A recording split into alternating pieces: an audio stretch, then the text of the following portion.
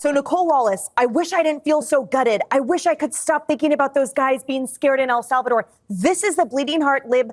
These guys are driving the media narrative.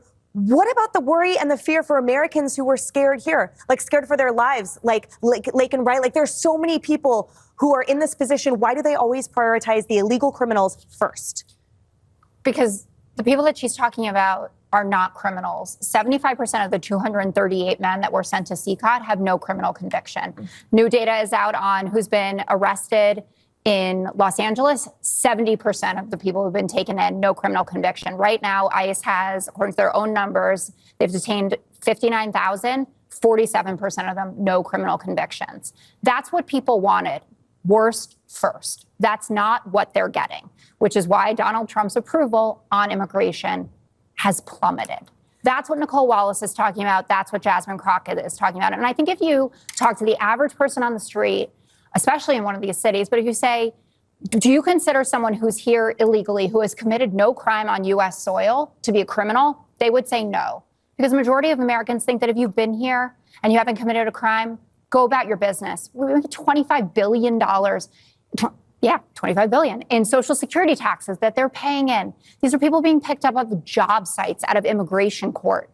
Americans don't like that. Take a look. Trump and immigrant arrests. He's gone too far. That's the winner here. 49%. Not too far, only 40%. So you got a 9-point lead here. And again, among those independents or other category, you see 51% of them say Trump's gone too far. And what's so important to note is that this poll was taken after the Los Angeles protests started. So this takes into account everything that's gone on in Los Angeles. At this particular point, if the protesters' idea was to focus the attention on Donald Trump and bring attention to his immigration policies and bring attention to the arrests that have been occurring of immigrants, it seems to me that those protests have been successful because you see here, 49% say Trump's gone too far when it comes to the immigrant arrests compared to just 40% who say he's not gone too far. And you don't have to be a mathematical genius to know 49% is larger than 40%. By quite a bit. Jasmine Crockett just pointed out how hypocritical Donald Trump's immigration policy is by reminding us all how Melania Trump got her visa. It's interesting that we're being accused of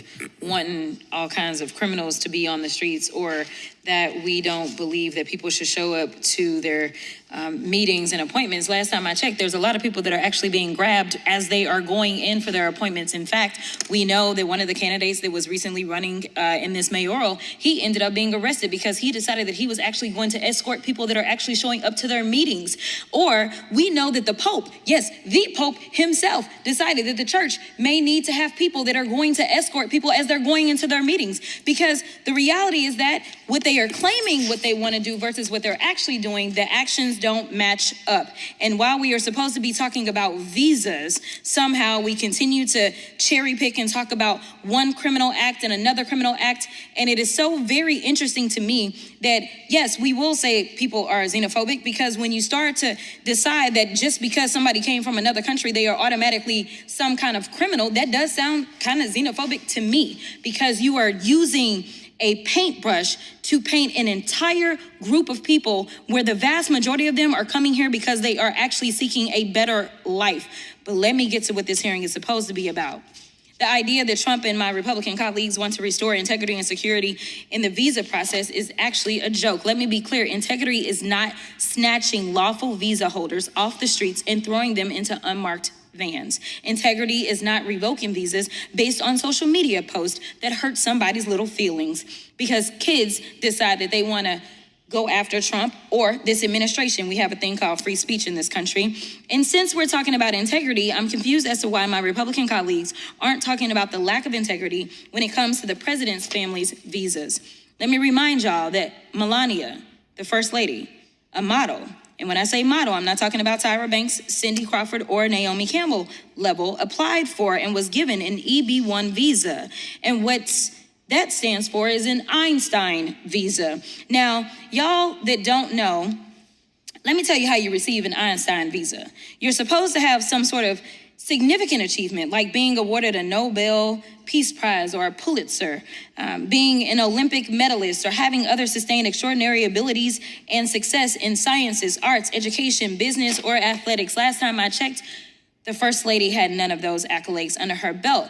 it doesn't take an Einstein to see that the math ain't mathin' here. Nevertheless, what Republicans are doing with this reconciliation process, the travel bans and revoking visas jeopardizes our national security. It threatens our communities, our higher education, and our economy. Visas like the largely vetted J visas for higher education and M visas for trade, training, attract the next innovators, medical providers, researchers, and educators that we need to build on American success. I'm not gonna mess up your name, so I'm not doing that. But I'm with you, okay? In your experience, do individuals on J or M visas typically improve or impair our economy? They generally improve the economy, and I can give a brief example. My wife is a very successful woman. She makes a ton of money, which I'm grateful for. And the reason why we're able to do that while having 3 children is because of the au pair visa, somebody who is here on a J. Okay. Who is here and able to supply this for us. But I also want to defend Melania real quick. Not everybody could marry Donald Trump, and I think that's quite an achievement.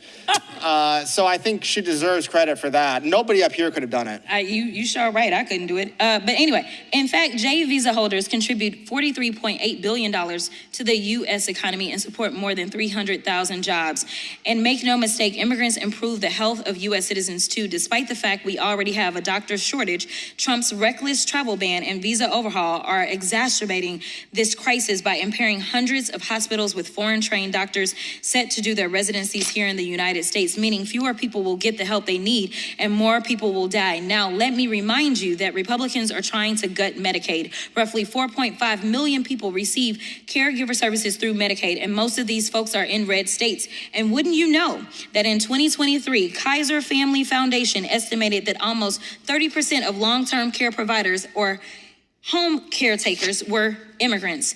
It's like Republicans want Americans to suffer. Now, Republicans say visas make us less secure, but let's talk about how visas given to victims of crimes like rape, murder, human trafficking, torture, abduction, kidnapping, to help law enforcement with their investigation or prosecutions of these crimes. These folks are risking their own security for broader safety of Americans and our communities. I mean, listen, at the end of the day, it's not just Donald Trump, but it's the entire Republican establishment that is incredibly hypocritical with pretty much everything that they preach, whether it's immigration policies or law and order. You know, we got to get the criminals off the street. That's why we're going to put Donald Trump, a man who had 91 felony convictions, or charges rather, under his belt. 34 of the 91 which he was convicted on. They were, so what? Let's go ahead and put him in office. The same man who had to pay $25 million for the Trump University scam, the same man who ripped off countless workers who work for him on the Atlantic City jobs, all the scams that he runs on his own supporters where he collects their money and then doesn't put it where he says that he's going to put it.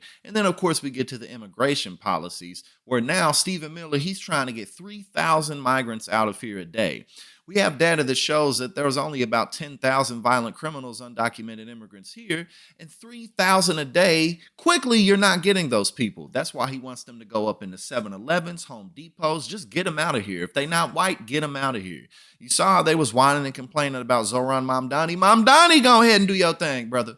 You saw how they was whining and complaining about him. Oh, look, the only reason he won is because New York City isn't filled with white people. But I got a news flash for you, Stephen. New York City ain't never been full of nothing but white people. In fact, there was a time when Italians and Irish were not considered white. And then that, of course, is the port of basically the biggest immigration fluxes that we've ever had in this country ever since this country was founded. So at the end of the day, these people are just a bunch of dumb white supremacists who don't know what the hell they're doing and have absolutely no plan.